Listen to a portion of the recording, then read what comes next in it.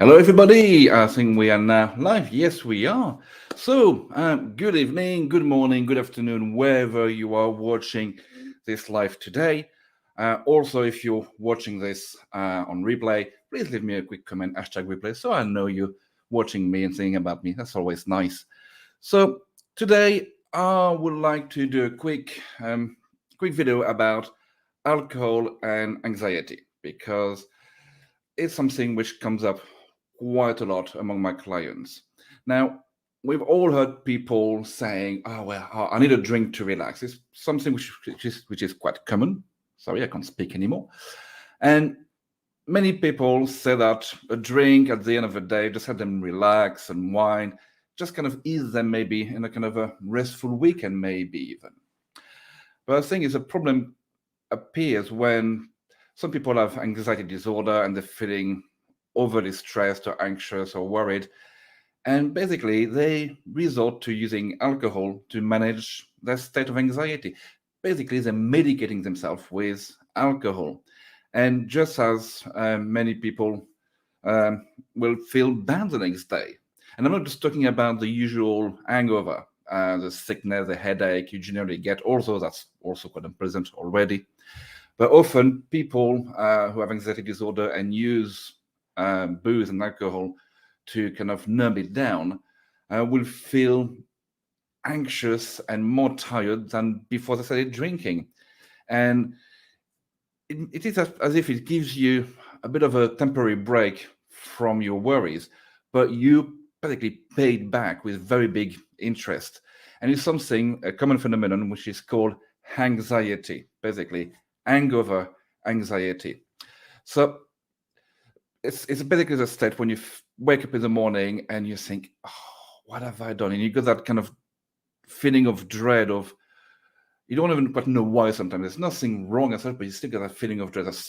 I may have done something, I may have said something yesterday, even if you done nothing at all.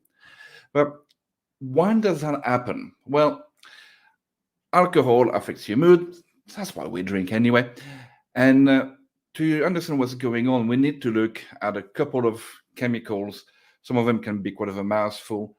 And the first one I we need to look at is something called, as you can see there, Gamma-Aminobutyric Acid, which is quite of a mouthful. That's what it's called, Gaba for short.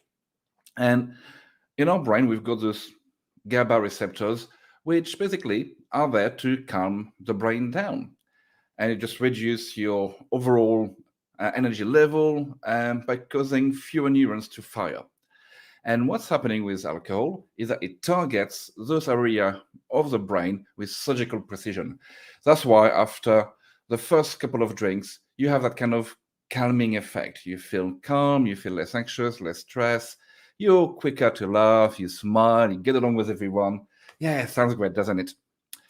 But by the third drink, what's happening is that your brain starts to affect another chemical called glutamate.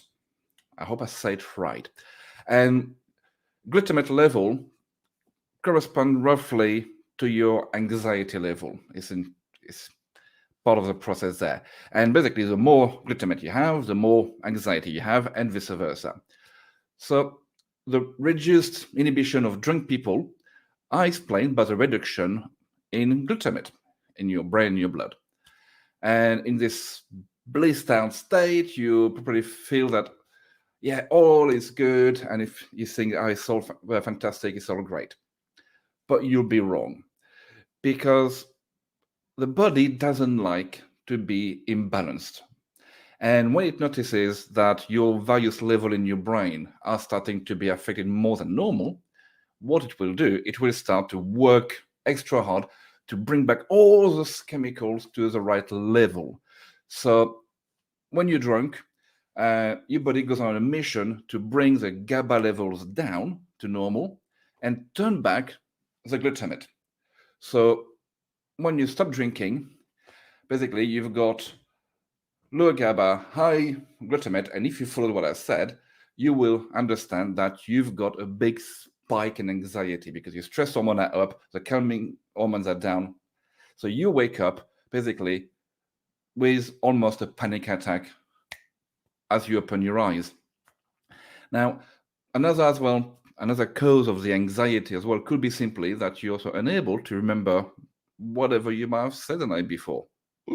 So if you're on your own, you'd be fine, but if you're with people or out, you got the added worry as well. And there's also the fact that alcohol messes up with your noradrenaline levels, which is also the fight or flight hormone. So you got all those chemicals being affected by alcohol in your brain. And when you're okay, when you don't have any issues, yeah, you just wake up with a slight hangover. But if you already have anxiety problem, you're just making it worse. On top of that, with alcohol, you don't sleep well. Okay, you may sleep for longer, you may fall asleep quicker, but you're gonna wake up tired because you don't have that restorative sleep, and you wake up, frankly, feeling like shit. Excuse my French, but that's why it is. And so you're tired, you're grumpy, you're stressed out, you have a bad day at work, and so what do you do in the evening? Well, you just take a few drinks, well, have a few drinks to just take the edge off. And just like that, you just fall in a vicious cycle. And more anxious, drink more. More anxious, drink more. So the thing as well is that alcohol affects us, all of us, differently. Not everybody reacts the same way. It depends on your body size, your gender, and a lot of different other things. And some are more prone to the effect of the anxious hangover than others. It seems that shy, introvert people tend to be more adversely affected by all of this than the more outgoing people who are just more used to it, maybe. And this might suggest a correlation between those who drink to relax and, unfortunately, the development of problems with alcohol.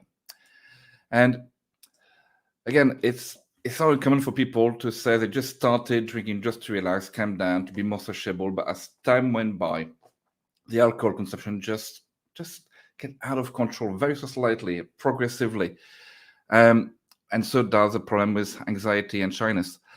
And that's why it's quite important, whoever you are, to always be aware of how much you're drinking. Basically, it's quite important to have a bit of a sit rep of where you are with drinking, because it's very easy to normalize your drinking habit as being normal.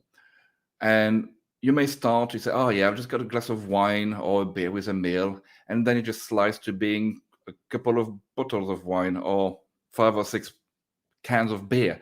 And you just think, no, that's not normal. That's what I do, because you normalize things. So it's quite worthwhile, as I said, to have a honest and realistic sit rep with yourself. Okay, how much do I drink realistically every day, every week? And have a look. You might scare yourself. If it does, do something about it. So to wrap this up, if you have issues with anxiety, basically medicating yourself with alcohol, self-medicating, is a wrong way to go. You're basically making things worse. It might feel better slightly at first, but in the long run, you're battering your body and you're going to increase the problem massively. So what you can do with that is give me a shout, because with hypnotherapy, I can help you learn to relax again, learn to get your anxiety back into control, and so you can develop easier and healthier coping mechanisms so you don't have to go and use booze. Now, I'm not saying that alcohol is evil, don't drink. Okay, I'm French, so I'm quite like every now and then a bit of wine. I like the odd beer every now and then, but it needs to be or remain a social thing, something you enjoy every now and then. If it's something you start to rely on, well, you know you've got a problem.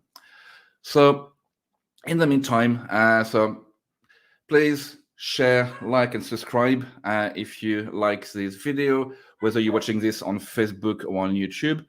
My dog started barking, so I think it's time for me to go. So thank you very much for watching, and hopefully I'll see you soon. Thank you very much. Yeah, share, like, subscribe.